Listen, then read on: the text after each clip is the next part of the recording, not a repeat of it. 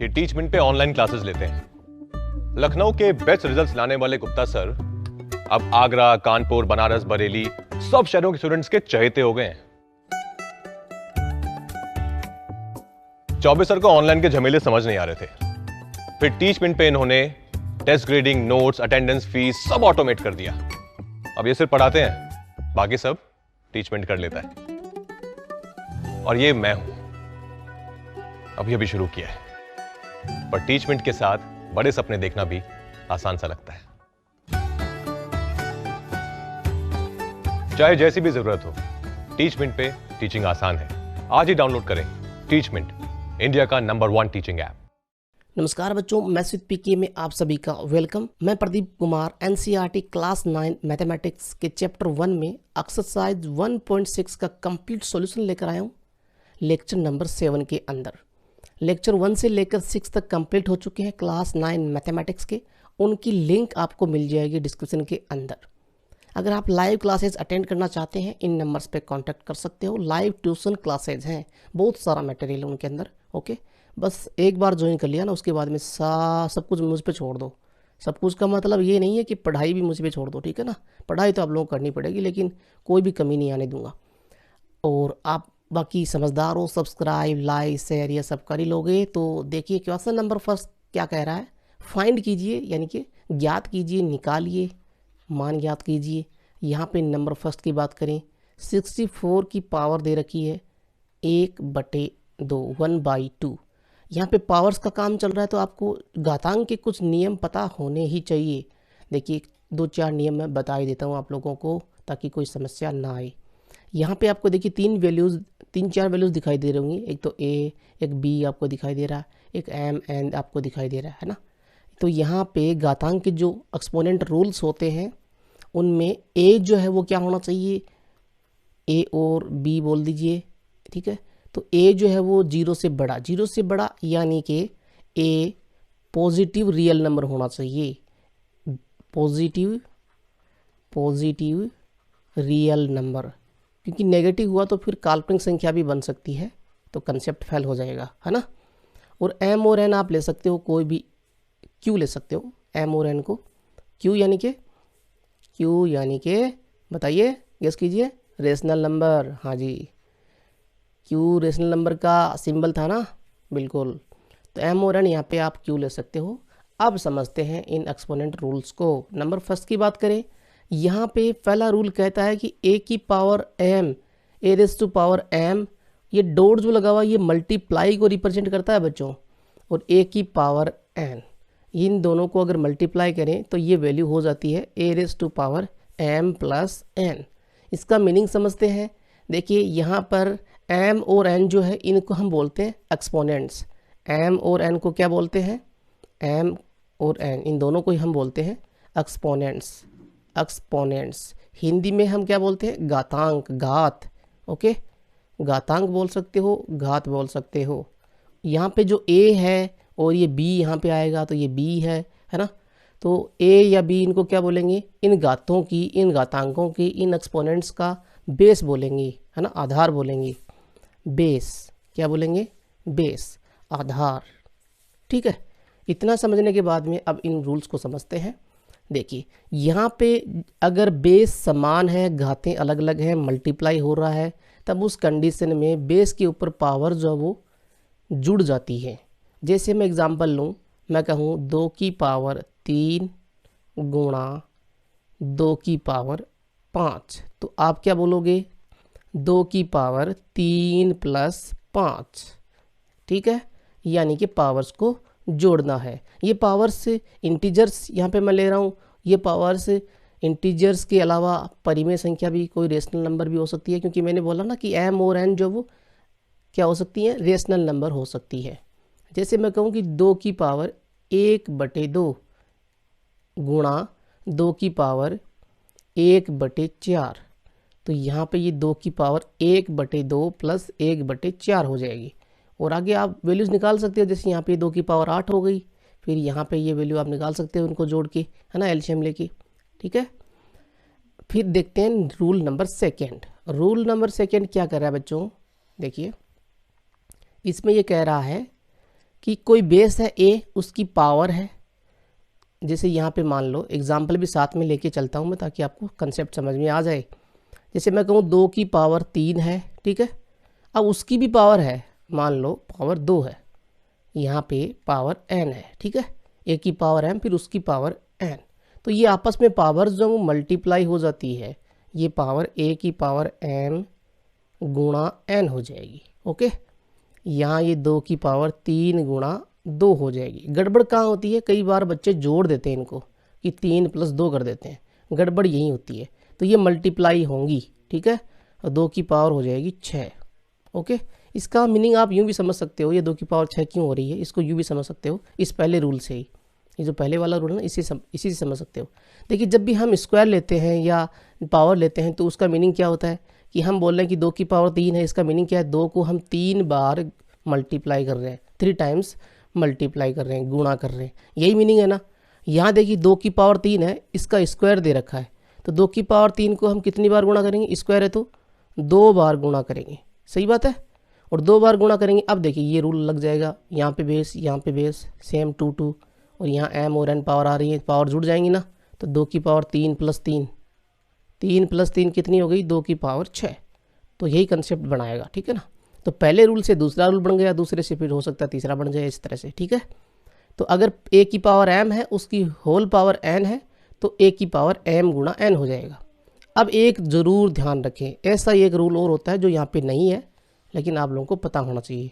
अगर वैल्यू इस तरह से दे दी कि a की पावर m फिर उसकी पावर n, कोष्टक नहीं दिया, m की पावर n दे रखी है, ठीक है ना, तब ये मल्टीप्लाई नहीं होती है, m और n आपस में मल्टीप्लाई नहीं होती है, क्योंकि ये m की पावर n है। इसका मीनिंग क्या होता है कि a की पावर m जो है ना, इस m को हम n टाइम्स मल्टीप्लाई करने की, m गुणा m गुणा m गुणा, इस तरह से n टाइम्स।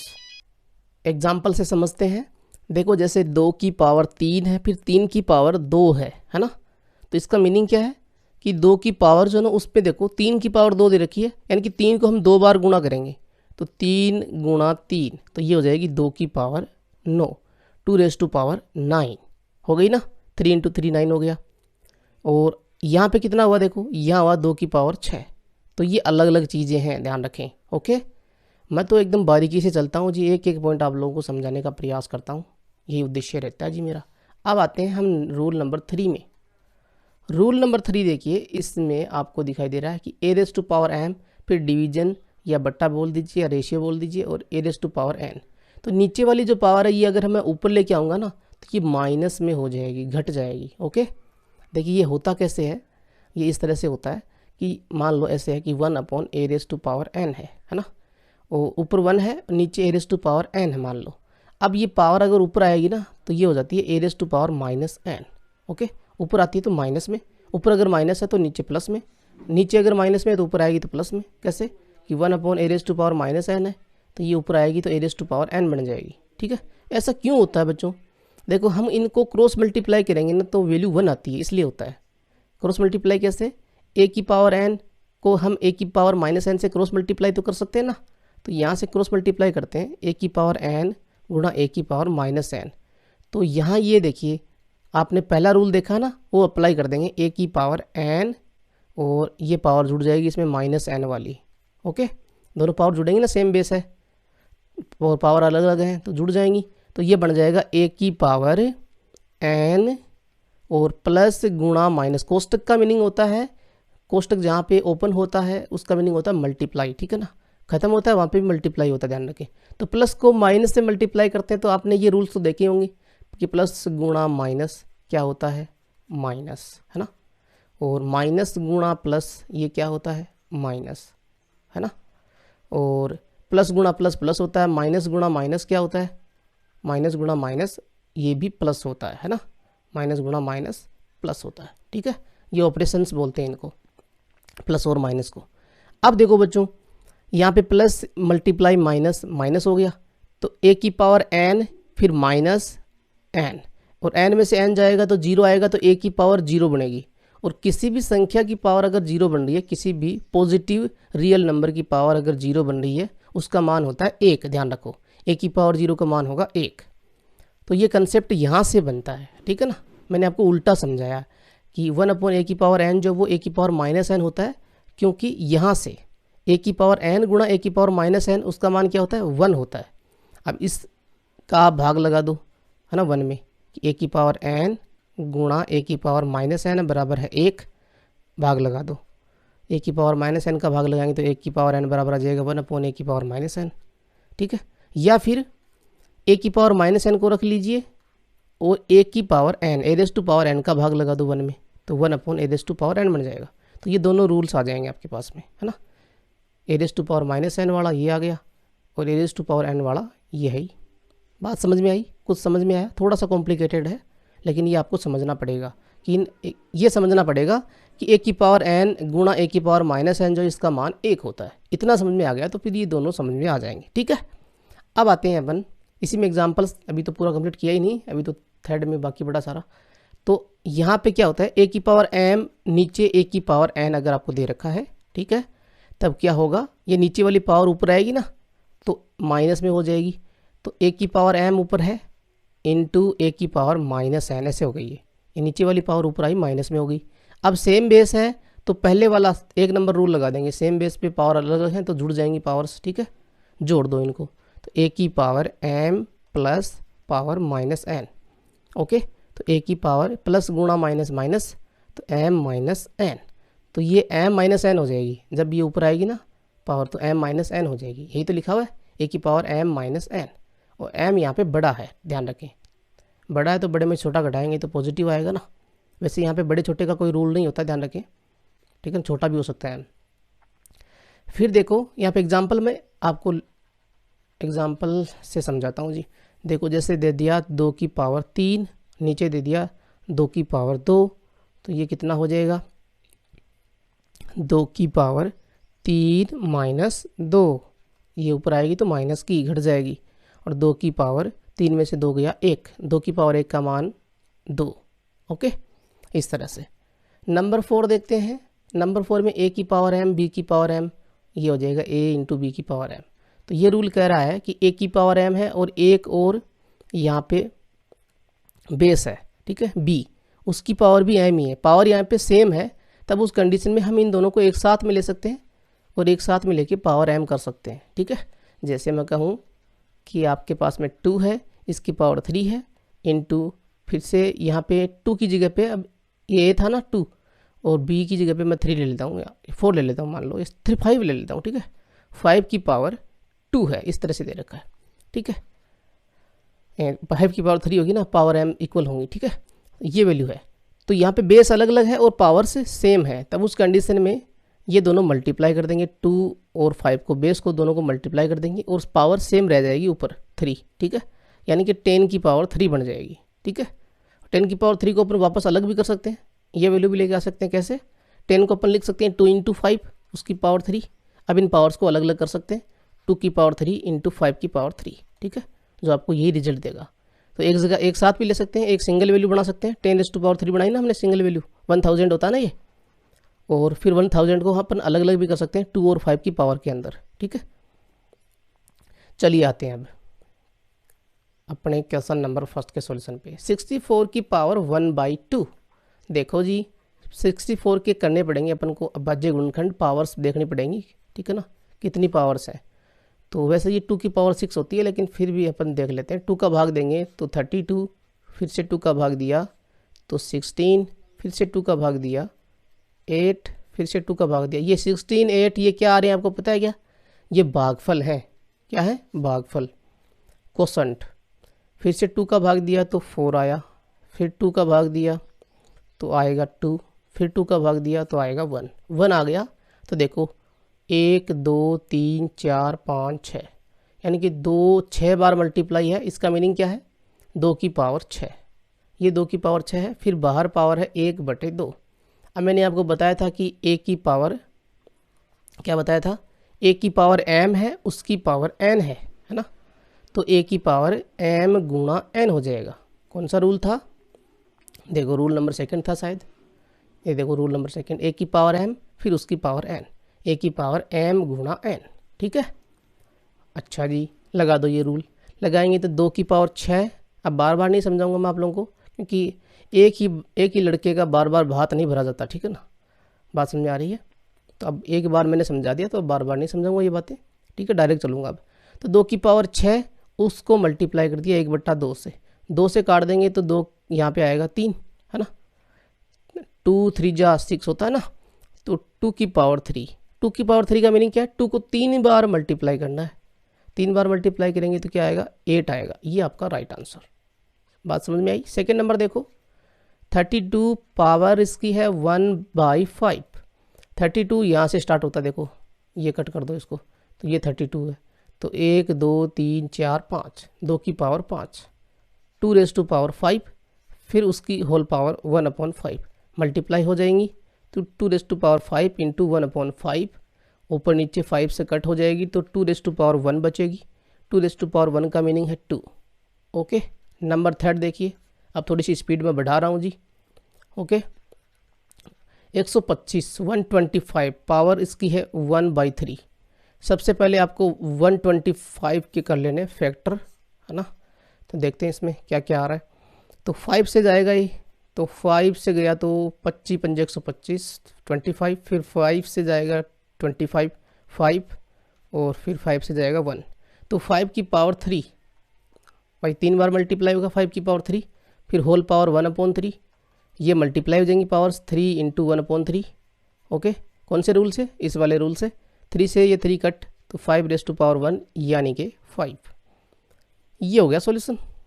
आप देखो बच्चों, यहाँ पे क्वेश्चन नंबर सेकंड के फर्स्ट नंबर की बात करें, इसमें आपको दे रखा 9, उसकी पावर है 3/2।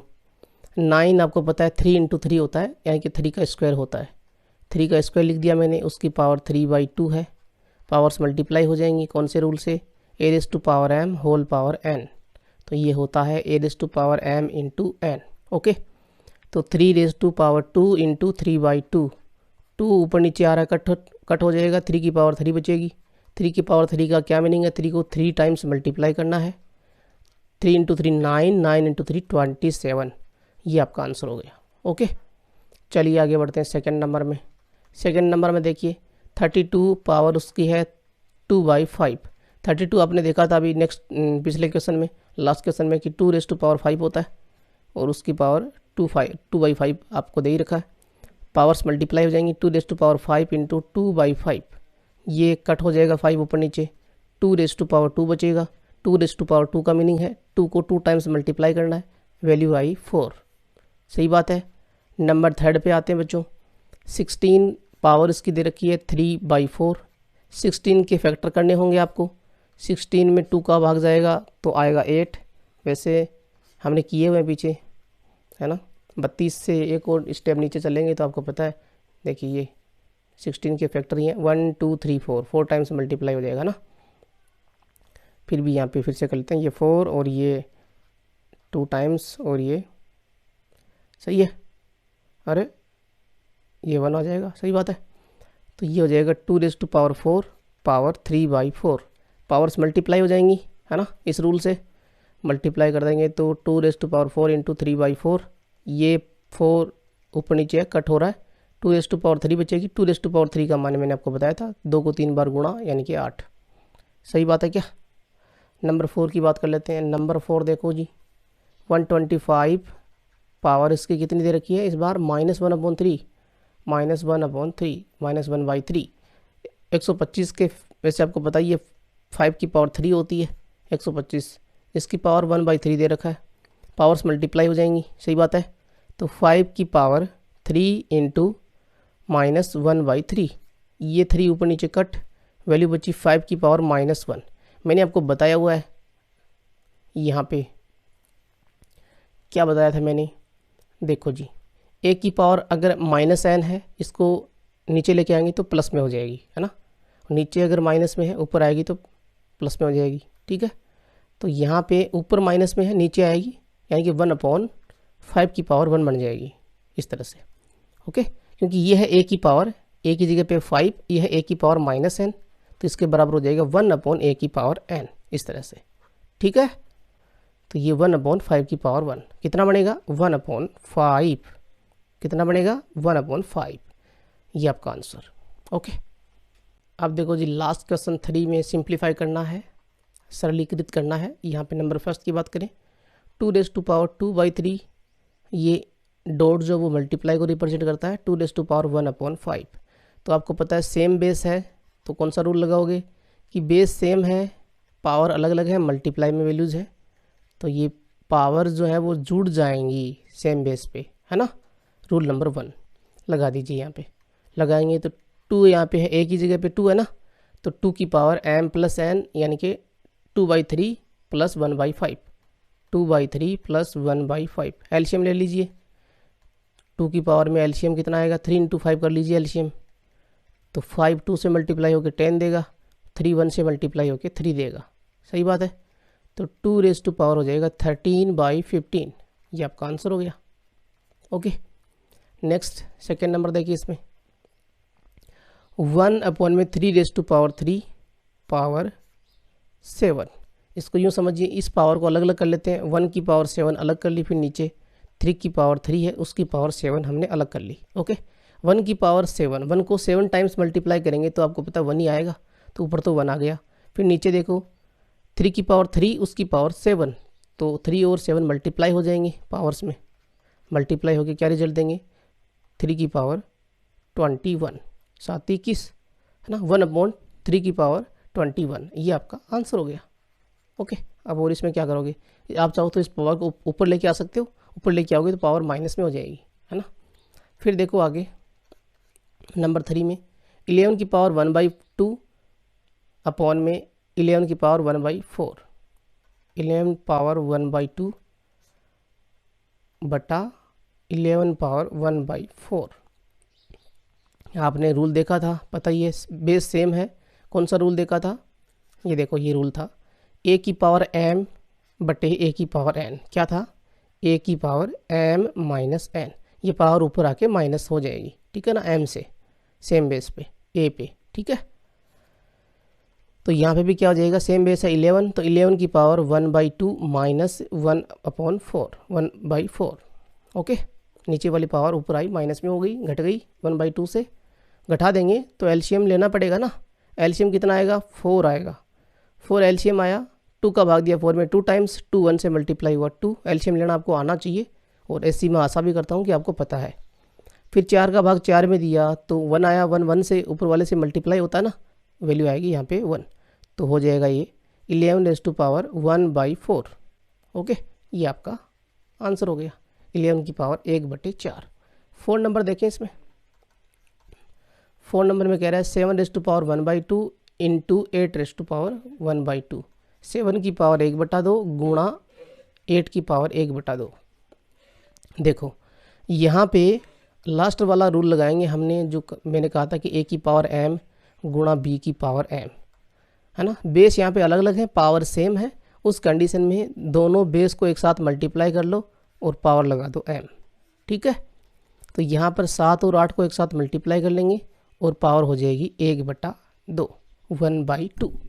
कितना आएगा, 8 2 7 56, 56, उसकी पावर 1/2। पावर 1/2 जो है ना, ये बाई में जो वैल्यूज़ होती है ना, वो रूट में भी आती हैं, ध्यान रखें, यानी कि ये 56 का रूट है, ठीक है। थोड़ा सा आपको यहाँ पे समझाना ज़रूर चाहूँगा, मैंने समझाया नहीं था वहाँ पे, अभी समझा देता हूँ। देखिए a की पावर आपको दे रखी है 1/n, इसका मीनिंग क्या होता है बच्चों, जैसे आपने कहा कि a की पावर आपको दे रखी है 1/2, ये तो आपको पता होगा, ये रूट a होता है ना। अब रूट a है तो a की पावर 1/n का क्या मीनिंग होगा, यहाँ पे भी रूट आएगा, लेकिन कौन सा रूट है, ये nवा रूट है। कौन सा, nवा रूट, तो nवा रूट ऑफ a, ऐसे बोल सकते हैं इसको, ठीक है। जैसे मैं कहूँ कि a की पावर आपको दे दी, एग्जाम्पल ले लीजिए कि a की पावर आपको दे दी 1/5, तो आप क्या लिखोगे इसको, रूट a, और यहाँ अंदर रूट के अंदर होना चाहिए 5, ठीक है ना। तो 5th root of a, 5th root of a, okay, ये ध्यान रखें, इसको बोलेंगे 5th रूट ऑफ a, ठीक है। इसी तरह से आप और भी ले सकते हो एग्जाम्पल्स, जैसे मैं कहूँ कि 2 की पावर आपको दे रखी है 1/7, तो आप क्या बोलोगे, √2, और कौन सा रूट, 7वां रूट, है ना, 7वां root of a, 7th root of 2, ठीक है ना, यहाँ पे एक ही जगह पे आ गया 2, तो 7th रूट ऑफ 2, ठीक है, इस कंसेप्ट को समझना बहुत ज़रूरी है बच्चों। अब ये इसका मीनिंग और क्या होता है थोड़ा सा और समझा देता हूँ मैं कि ए की पावर, मैंने बोला ए की पावर 1/n है, इसका मीनिंग है कि nवा रूट है ये ए का, यही मीनिंग है ना। अब ए की पावर 1/n जो है ना, इसको थोड़ा सा और सिंप्लीफाई कर लेते हैं। कैसे? देखो ए तो ठीक है, पावर जो है ना 1/n, ये n ऊपर आएगा, आपको पता है ये ऊपर आएगा तो क्या बनाएगा, इसको यूँ समझता हूँ मैं, समझाता हूँ कि देखिए 1/n है, इसकी पावर होती है 1, कोई भी संख्या जो होती है उसकी पावर 1 तो होती है ना, तो ये ऊपर आएगा तो कितनी पावर बनाएगा, -1 बनाएगा ना भाई, पावर ऊपर आएगी तो घट जाएगी, तो ए की पावर और ऊपर आएगी तो ए की पावर n, उसकी पावर -1, ये इस तरह से भी होता है। ठीक है, ये वैसे आपको समझाने की आवश्यकता नहीं है ज़्यादा, मैं थोड़ा सा ऊपर से समझ लीजिए बस इतना, ठीक है, क्योंकि ज़्यादा ये आपके काम में नहीं आएगा, बस आपको पता होना चाहिए। तो यहाँ पे एक्सरसाइज अपनी हो जाती है कंप्लीट, और ये एक्सरसाइज जैसे ही कंप्लीट हुई तो अपना आप चैप्टर 1 कंप्लीट। ओके, अब आगे स्टार्ट करेंगे, शेड्यूल आपको बता दिया जाएगा चैप्टर 2 का। ठीक है, तैयार रहें आप लोग। Thank you. और जाते जाते वीडियो को सब्सक्राइब, चैनल को सब्सक्राइब, वीडियो को लाइक और बढ़िया सा कमेंट, इतना काम ज़रूर कर देना।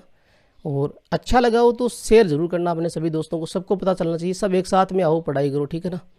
प्रीमियर जो उसको ज्वाइन करो एक साथ में। थैंक यू, जय हिंद।